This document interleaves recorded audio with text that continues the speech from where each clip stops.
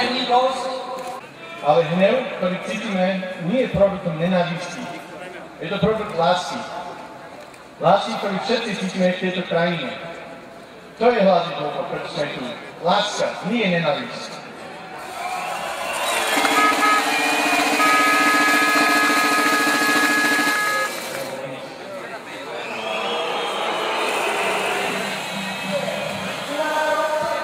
Viete nám povedať, o čom je dnešný protest, čo sú jeho ciele? Áno, aby sa zamedzilo rozkladaniu štátu. Bez toho, aby ľudia vyjadrili tento prvý svoj protest, tak sa nepohne nič ďalej. Ale to treba zmeniť tým, že nehovoriť iba ticho doma, že chceme zmenu, ale nejak to podporiť aj osobne a tak. Je to aspoň nejaká forma prejavenia svojho názoru. Odpor, protest, nesúhlas. Momentálne moja dôvera k politikom klesla priam na nulu. Dúfam, že to dopadne nejak tak ako nežná revolúcia. Tento systém je zlý, že globálne je niekde nejaká veľká chyba. Nie len tu, u nás a na tomto mieste, ale sám som si to nazval nejakou systémovou chybou a preto si myslím, že jedine úplne na základe občanov a občianskej spoločnosti sa hádam dajú nejaké zmeny urobiť. Ďakujem pekne.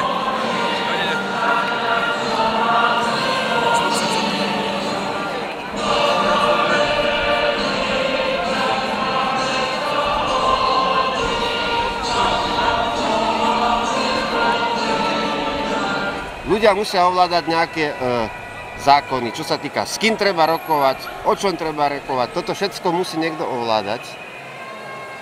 A tlakom ľudí, ktorí sú tu, to treba dosiahnuť.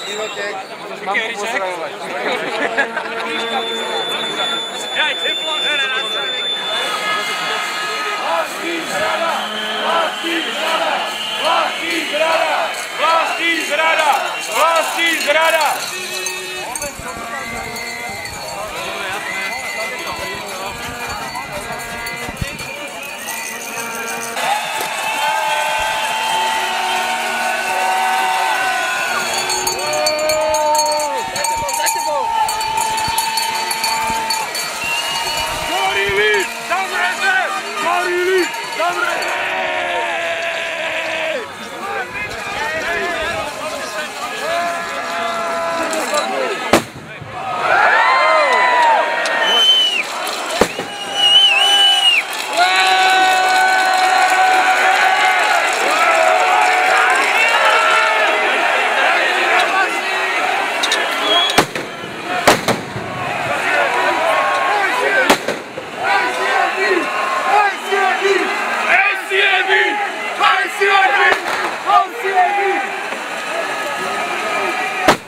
Radička von! Radička von!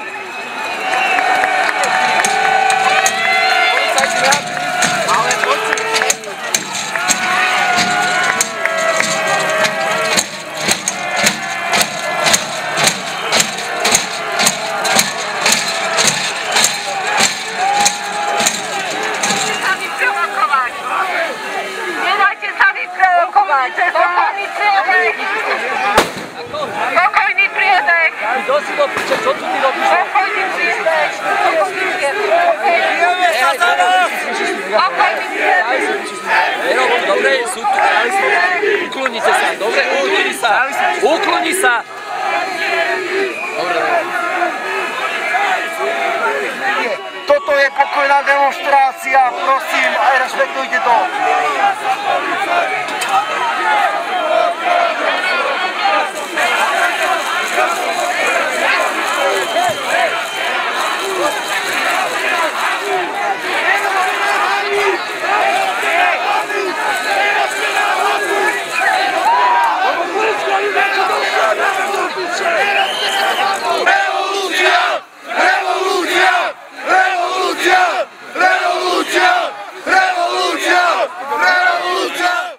Bránil som bránu práve preto, aby nenastala nejaká násilnosť, pretože toto má byť mieromilovný pochod a mieromilovný prejav a nemáme sa pridať k tým, ktorí nás tu znásilňovali 22 rokov.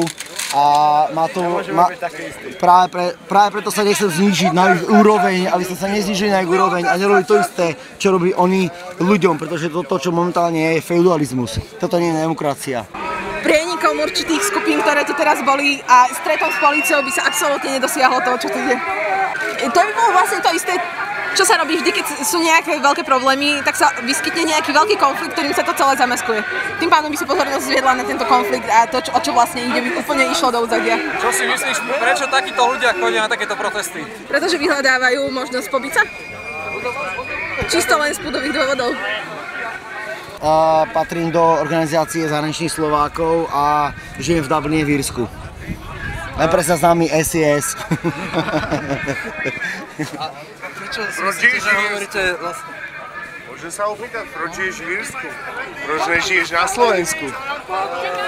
Odpoviem, pretože som odovzdal občiansky preukaz a odišiel som do Írska, keď sa bolo lepšie, že? Nie, keď sa stala neprávosť a včera som zrušil letenku a prišiel som naspäť, aby som podporil tento protest. Práve preto. To sa mi páči, to sa mi páči. Pretože som Slovák. Dobre. Dobre si urobil. Ďakujem. Kto bude týchto stráčov, kto ich bude platiť? Kto bude platiť za týchto šmejdov zastratých? My ľudia máme za nich platiť? Táto hávec kurvená policaj na nás bude, ochraňuje nás? Čo nás ochraňuje? Kradnú za naše prachy tu nech stoja? Koho chráňa? Ivetku? Robka Fica a koho tu chráňa? Šmejdi zajebaní. Fuck off! ACAB, pozerajte policajní! ACAB! Je evidentne nezvládnuté od organizátorov proste. Nemôžete sem doviesť takúto masu a nechať ich tu, no. No a to si myslím, že by mali organizátori spraviť, aby vlastne tomu zabránili. Tak ťažko povedať, no ale hlavne tí, čo tam sedia, by mali niečo spraviť so sebou. Aby to tomu vôbec nemuselo dojsť, no. Boli ešte dneska veľký zranení? Zatiaľ sme nemali my dvaja nič teda, naša dvojica. Skoro až zázrak teda. Zatiaľ áno, nemali sme prezidentský povedať, že aj tam sa niečo deje, no.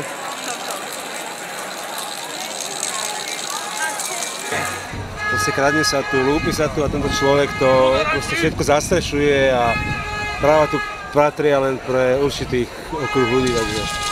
Čo nám nadrobí staršia generácia, tak to si zlizneme my o pár rokov. A ľudia, ktorí to tak robia, tak nemajú nič. Žijú od výplaty k výplate. Podľa teba bude sa tlak stupňovať, alebo to upadne časom? Bude sa to podľa mňa stupňovať. Ako by si sa tam predstavoval? No, tak to vám momentálne fakt neviem povedať, lebo hoci kto sa tam dostane, tak sa stane takým, akými sú oni teraz, čiže gorily, do basy!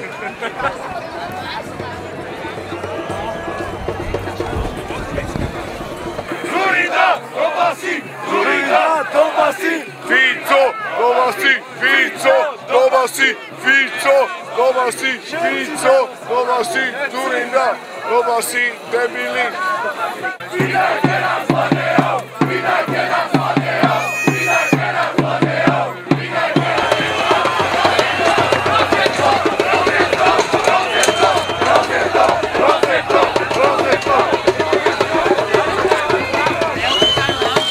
Nič, ja som tu už prišiel, keď ľudia sa blížili, to boli nastávané za terasy. Chlapi sa začali tak formovať trošku bližšie k sebe. A prakticky sa prevalovalo také vlny pokoja a mierneho nepokoja a sem tam letel nejaký banán, nejaký kameň, nejaké vajce. Čo? Že nie som spokojný vôbec. Za tých 21 alebo koľko po tej dnešnej, čo nazvali, to bolo všetko aj tak zmanipulované.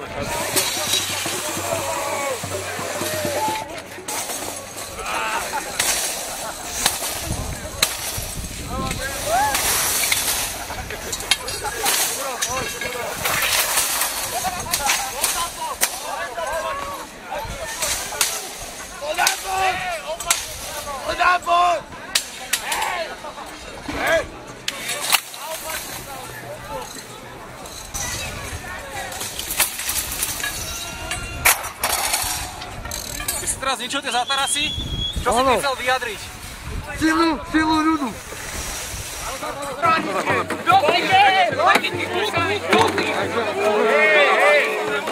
A pozrite sa na nich, čo chránia tých hajzlov! Spinaví hajzli! Petra, poď sem, zasahu!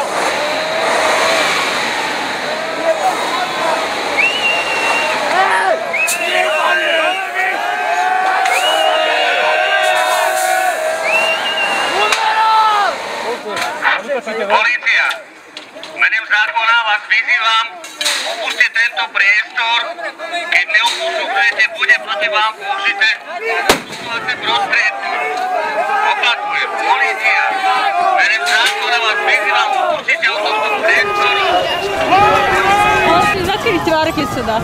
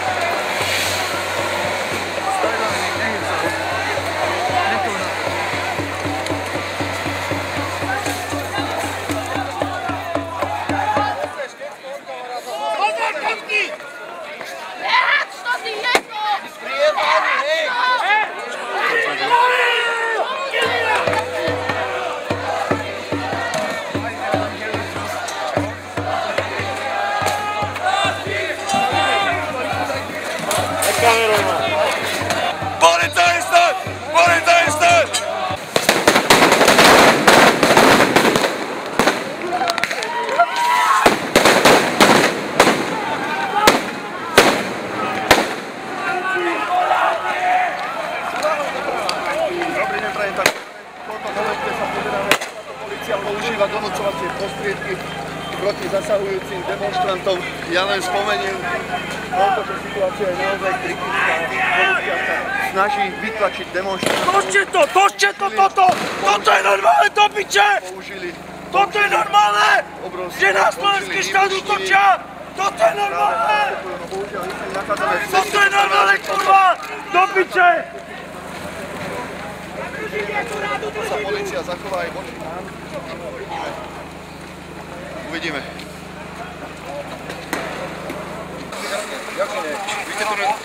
Keby ste boli na normálnej demonštrácii, tak už ste dávno doma. Počujte, ale ja som práve len toho zraneného pána odtiaľto preč. Staré mesto západ. Dobre. Nič som nerobil. Mali k tomu bol aký dôvod?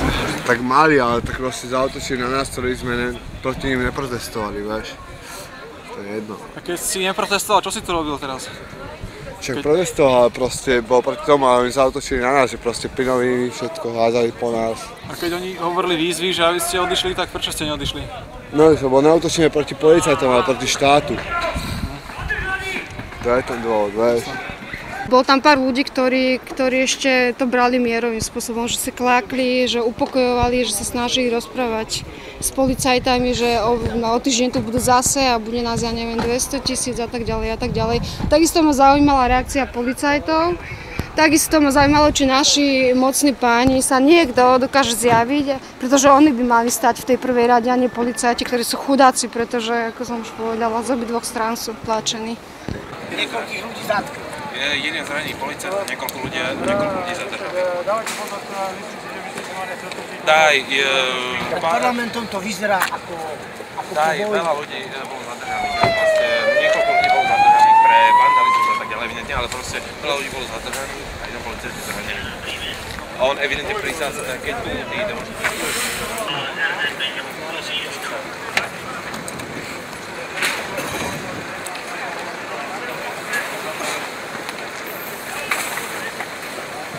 Tak môžem vám povedať to, že pred parlamentom bolo ukončené verejné zhromaždenie v podstate na výzvu zvolávateľa a organizátora sa rozišli účastníci.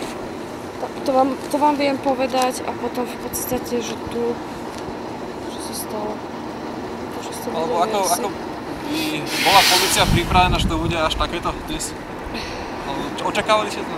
To sú také otázky, že my sme pripravení vždy zasiahnuť a vykonať v podstate služobný zákrok vtedy, keď je to potrebné.